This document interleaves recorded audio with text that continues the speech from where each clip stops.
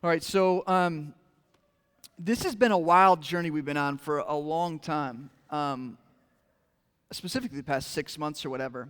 But today is like halfway through what we told you about 6 weeks ago, or a little longer than 6 weeks ago. We were going to try out for 3 months, splitting Moran Park into 4 different quadrants based on the SEND acronym: South Side, East Side, North Side, Downtown, and have different parts of Moran Park come on Sunday mornings.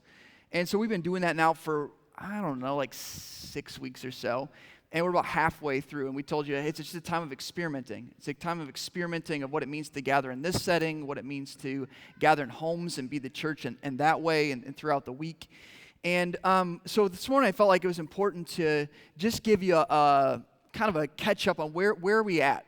Where are we going? What's going on? I know it can feel sometimes like, what is happening as we're trying to navigate these waters? Where are we going? And so I want to tell you that, but based on some scripture that the Lord continues to bring us back to as a metaphor and as an image of what I think He's doing. And so turn to Deuteronomy chapter 8.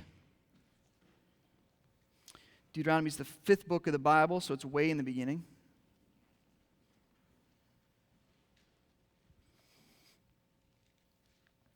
I like Deuteronomy because it's written by Moses. It's his reflections as an old man at the end of this journey.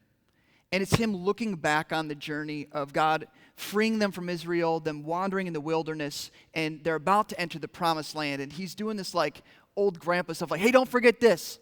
Oh, don't forget this. Oh, remember this. Oh, remember what God did here. And so I love his heart in Deuteronomy.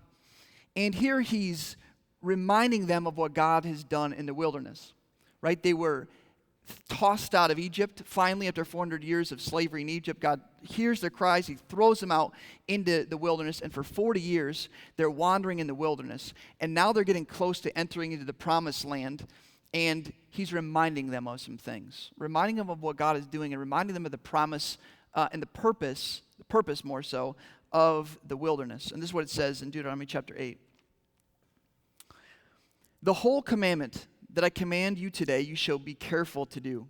This is verse 1. That you may live and multiply and go in and possess the land that the Lord swore to give to your fathers. And you shall remember the whole way that the Lord your God has led you these 40 years in the wilderness, that he might humble you, testing you to know what was in your heart, whether you would keep his commandments or not. And he humbled you. And he let you hunger and fed you with manna, which you did not know, nor did your fathers know, that he might make you known that man does not live by bread alone, but man lives by every word that comes from the mouth of the Lord. Your clothing did not wear out on you, and your foot did not swell these 40 years. Know then in your heart that as a man disciplines his son, the Lord your God disciplines you. So you shall keep the commandments of the Lord your God by walking in his ways and fearing him. For the Lord your God is bringing you into a good land, a land of brooks of water, of fountains and springs, flowing out in the valleys and hills, a land of wheat and barley, of vines and fig trees and pomegranates, a land of olive trees and honey. A land in which you will eat bread without scarcity, in which you will lack nothing. A land whose stones are iron, and out of whose hills you can dig copper. And you shall eat and be full, and you shall bless the Lord your God for the land he has given, for the good land that he has given you. All right, let's stop there. This is interesting because they're not quite to the promised land, right? They've been in the wilderness for 40 years, just waiting and waiting and wandering and wandering. And he's saying, listen, these 40 years haven't been without purpose. This time in the wilderness has been for your benefit. It's been for your good. God is using this time to test you. God is using this time to humble you. God's using this time to refine you. He's using these things to point out in your heart the things that you're trying to control. And he's saying, no, I want to control that. The thing where they're relying on themselves, saying, no, I want you to rely on me. The things where they're clinging to the things of the old, he's saying, no, I want to be done with that. I want you to cling to what's new. He's saying it's been a time of discipline. And discipline isn't the same as punishment, where he's like, I'm not just looking for you to make a mistake and just crush you to prove you that you're wrong. He said, I'm disciplining you like a dad. Like when I discipline my kids, it's so that they will stop doing dumb stuff, right? And they will grow into maturity. I don't want my kids to be immature their whole life. I want them to grow up into maturity. That's what he's saying. That's the whole point, is he's disciplining them so that they will grow into greater maturity, into more of the people of God who he wants them to be. That's his desire. He said that only comes through the time in the wilderness before they get to the promised land. And he's saying, be careful when you get to the promised land. Now he goes in and gives them all these cautions, like don't forget me, don't neglect all these things. And of course, they do forget the Lord, just as he said that they would. But it's pointing to the fact that God's doing something in their time of the wilderness, in this time of in-between, that they've left this, but they've not quite gotten to this. And I don't know about you, but I like certainty of where I'm at and where I'm going, right? Are you that way? I hate the unknown. Hate it. And that's what the season of Moran Park has felt like. And in so many ways, right? You go back to COVID when that first hit in March. And it was just like it was in Egypt, where they were thrust out of one thing, out of Egypt. It feels like we were thrust out of what we were doing. We've been on this journey for a long time of talking about what it means to be the church, what it means to follow God, what it means to love each other and do that well together. We dabbled in some certain things, and now all of a sudden March hit and he goes, boom, you're being thrust out, and now I want you to actually live into the things that I've been telling you to live into. To do the things that we have been teaching and sharing for the past 4 or 5 years at Moran Park. This time has been a lot of unknowns, though, because we're in this wilderness season. And the question is like, okay, are we going back to what was, or are we going on to something new? And I think one of the things that the Lord has made clear during this time is that we're not going back to the way it once was. Now, I don't know what it looks like moving ahead fully. I don't know what things will stay. I don't know what things will go. I don't know the fullness. As elders, we don't know the fullness of what is to come, but he's made one thing clear, is that it's not going to look exactly like it once did for the past 10 years. And I know that initial response to that could be like, well, what about, I know, I'm with you. And the challenging thing is to say, well, what things are going to go and what things are going to stay. And I will tell you this, I have no idea. Because it's not our job to decide what stays, and it's not our job to decide what goes. It's our job to lay it down before the Lord on the altar and say, what you want to stay, it will stay. What you want to go, it will go. What you want to kill off, he will kill off. And then when he says pick that thing back up, we'll pick it back up. So I don't know. It may look similar in a lot of senses, but in a lot of ways I think it's going to look completely different, because the Lord is saying the path I have called you on for 10 years is a place of maturity, and he's revealed to us that we're lacking in a lot of maturity. And I don't say that to make you feel bad. I don't say that to condemn, but it's been revealed that some things we thought were happening weren't actually happening. But now during this time of COVID, when he said, I want to decentralize the church, no longer making it about the building, no longer making it about the place, no longer making it about the professionals, no longer making it about the few making the decisions, but instead empowering people to actually be the church and do the work of ministry, we have seen incredible fruit beginning to take place. I mean, okay, I know we've been saying this for a long time.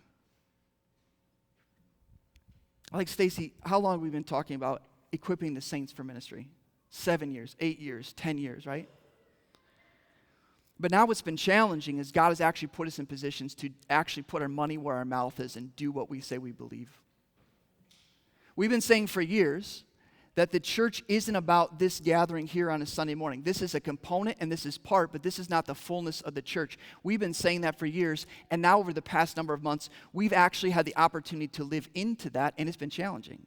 But God's been bearing much fruit. Even on a personal level, right? I haven't been here the past couple weeks. It's not because I don't love you. It's not because I don't love being here. It's because if I actually believe that 75% of Moran Park is meeting outside these walls on a Sunday morning, and most of what happens in the life of the church happens outside of this gathering, that means I should actually free up some time to support and encourage and lead and shepherd the life of the church that happens outside of this gathering as well. I know it's like, we like you here. I love being here too.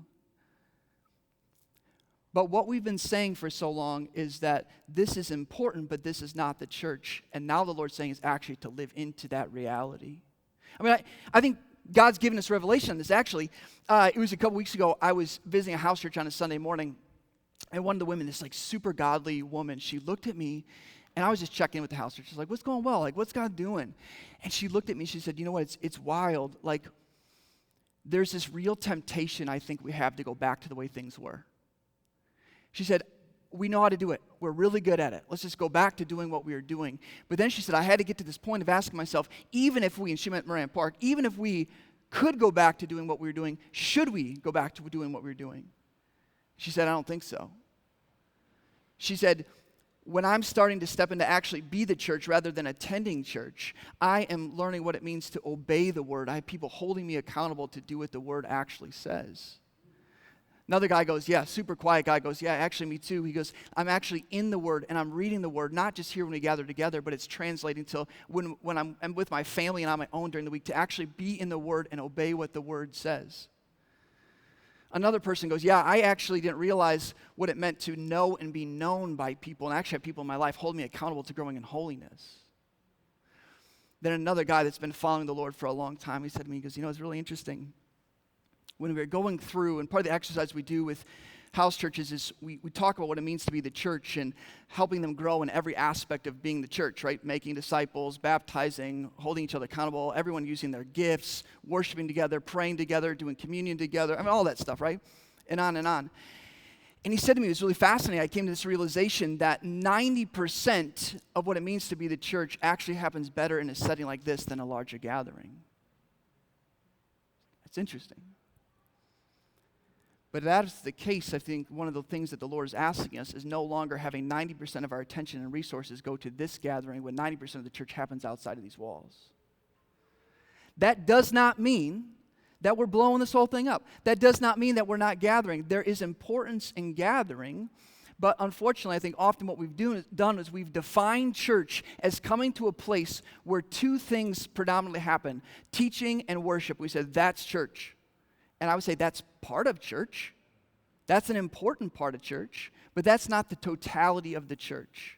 The church, it's even interesting, right? It makes me think of Jesus. He says to his disciples, it's like in John 13, I think.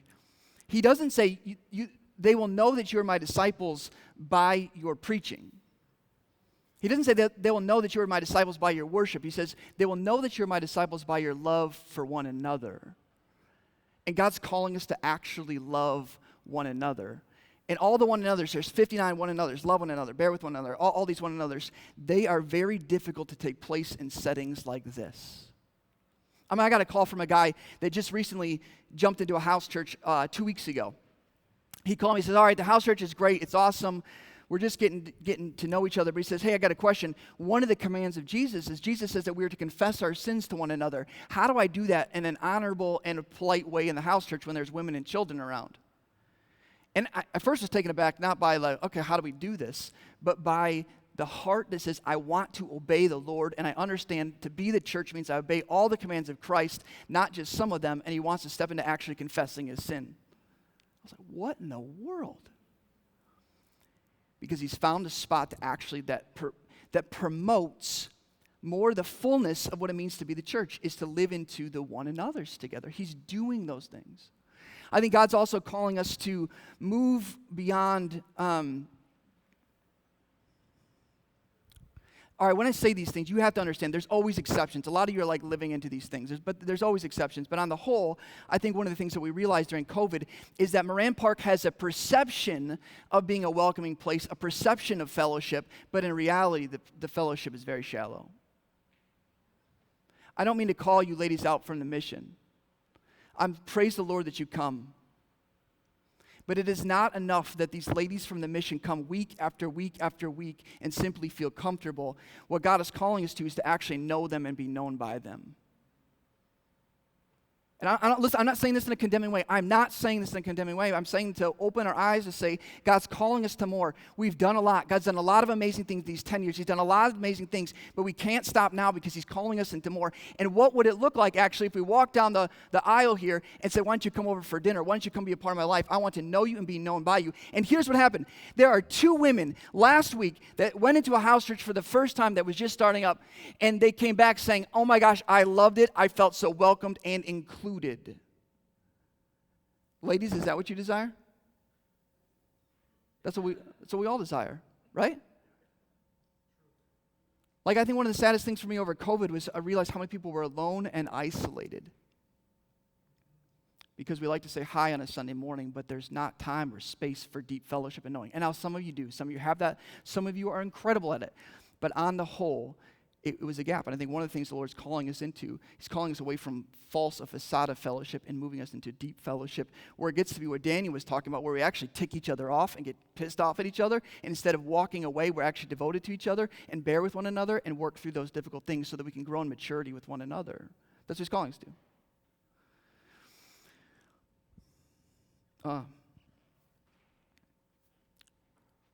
One of the testimonies I've been so just blown away by during this time is Daniel was mentioning Barb and Barry Newman, and Barb passed away on Friday. Is right when COVID hit, they jumped into a house church. And 3 weeks, 4 weeks later, she was diagnosed with cancer. And to watch the house church come alongside of them, where they would sit on the porch to them and another couple every week just to talk about the cancer journey and the sorrow and the grief and the sadness. You had a bunch of the single guys in the house church weeding for them, caring for them, cleaning the house. Barb and Barry's son, John, and his wife, Jasmine, now recently, a couple weeks ago, stepped into a house church where that house church is practically coming alongside of them and loving them and caring for them in one of the most dark and desperate times that they've had. I'm not saying that everything we've been doing, even in this setting for 10 years, has been bad. There's been a lot of good. I'm saying it's been incomplete. And the Lord's calling us to more. He has more for us. He wants more for his church, that we may grow in maturity and reflect a bride that is pure and holy and set apart, ready for his return. That's what he's calling us into.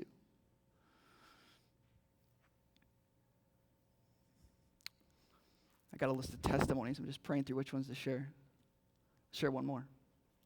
I think one of the things I want to be cautious of that you don't misunderstand. I am not saying house church is the promised land. Don't hear me say that. House church is not the point. House church is a mechanism and a vehicle that in part helps us live into everything the church is called to be. If the Lord today says house church has got to go, it's going to go. Because that's on the altar as well. It's simply a vehicle for us to grow into being family together, to walk away from the church life being an event to it being life together. There was one house church that just got started a few weeks ago, and the woman starting it just realized, she said, it's unbelievable. These people just want to hang out together. They want to support one another. They're learning what it means to be family together outside of their regular weekly meeting of the house church gathering. They're being family. And she looked at them one day because they were like helping each other move and just helping each other with practical things. She's like, wow, guys, I'm just so grateful. Thanks so much for you guys. Thanks for your willingness and your availability to help people. And they looked at her like, we're just being the church together. They're beginning to understand that the life of the church happens in part when you gather in a large gathering, and a lot when you simply live together as the church, loving each other and following the Lord together.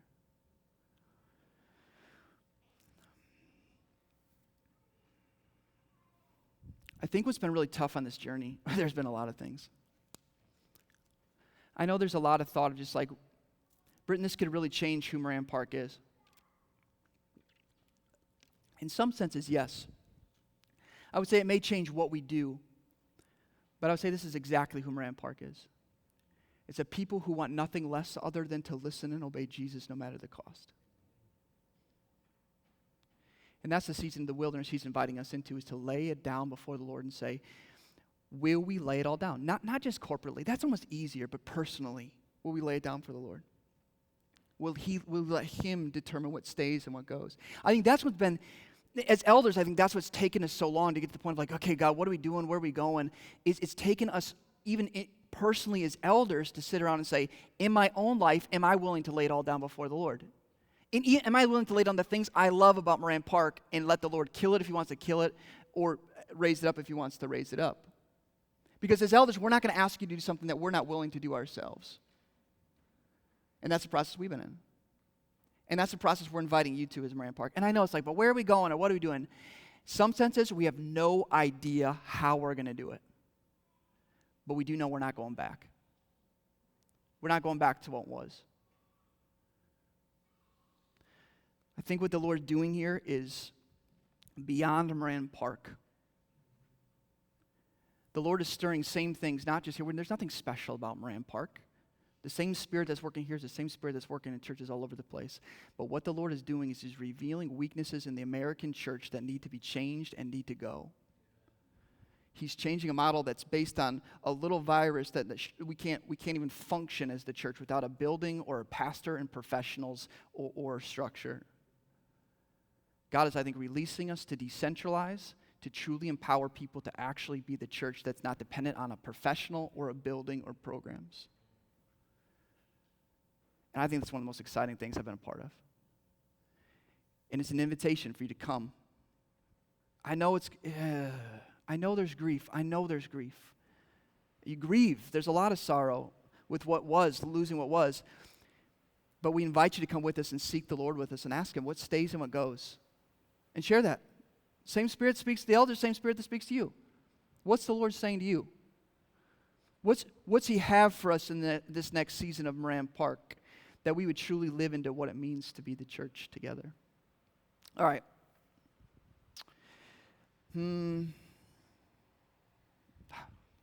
So many testimonies. I'll save some for later. Here's what I'm going to ask you to do. I'm going to ask you to seek the Lord and say, God, what are you asking of me? What in my own heart needs to be laid down before you? What needs to be put on the altar before you? And I'm going to ask you to seek the Lord about what it means for you to come along for this ride as well. And obviously you got a bunch of questions. I'm sure you do. And I want you to ask them. Not like right now. I mean, we'd be here for a long time. But ask them. Things you're wondering about. Meet with me. I'll sit down with you. Sit down with one of the elders. They'd love to sit down with you and talk about what God's put on our heart to go. And I know it's unnerving of knowing we don't know the exact path of where we're going, but I will tell you this. Our eyes are fixed on the Lord, and we will follow Him no matter the cost. And here's the thing. If I'm going to be really, really, really, really, really blunt to you, there is no motive in our heart that says we need to preserve Moran Park. And if that means the Lord takes everything and this place ceases to exist, so be it. I don't think that's what He's saying. But if He does, are we willing to give it all, even unto death? And if not, why not? What's holding us back from releasing it all to the Lord? Some of the things that we lay before the Lord will say, pick it back up. The Lord will say, do this. Do it. It'll look just like it did before. Some things He'll say, do it. It'll look a little bit different. Some things He'll say, this is going to shift or this is going to be added. Some things. But I think before the Lord starts telling us what those things are, it starts with the corporately saying, it's all yours, Lord. Do what you want, Lord. It's not unto our name, but into your name, O Lord, that be glorified and praised.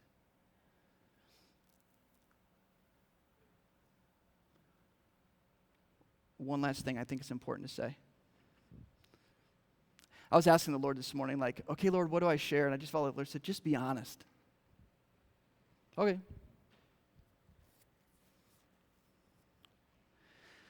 I know there's this perception. I know there's this perception sometimes that says, like, that this house church thing has been, this has been your thing, Britton, that's been on Be in Your Bonnet for 5, 6, 7 years.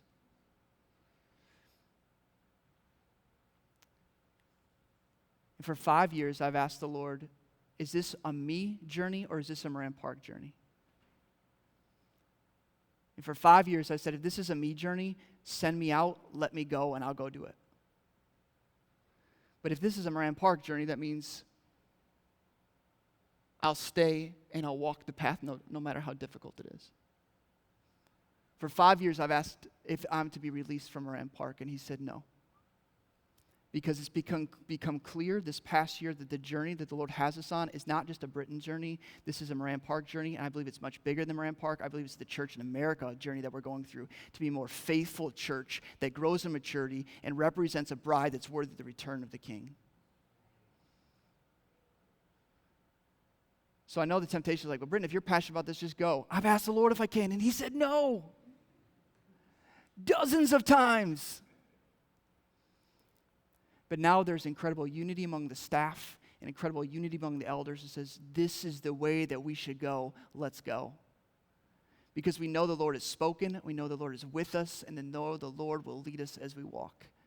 And we're inviting you, Moran Park, to come along. It's going to be so hard, it's going to be so wild, and it's going to be so fun. And in the end, we believe God's going to receive the glory that he's due.